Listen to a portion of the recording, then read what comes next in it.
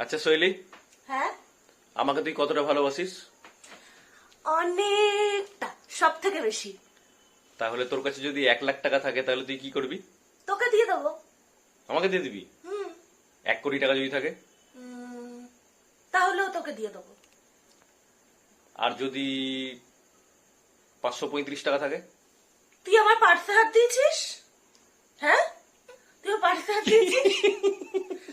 ওটা নিস না, ওটা আমি অনেক কষ্ট করে জমিয়েছি, ওটা দে না। তুই তো বললি সবই 1,00,000 টাকা দিয়ে দিবি, 1 কোটি টাকা দিয়ে দিবি। এটা না, যখন 1 কোটি 1 লাখ পাবো তখন দেবো।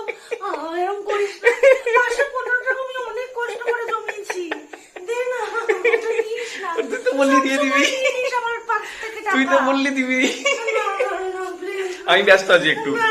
আমি একটু ব্যস্ত আছি, আমি ব্যস্ত আছি, আমি ব্যস্ত আছি।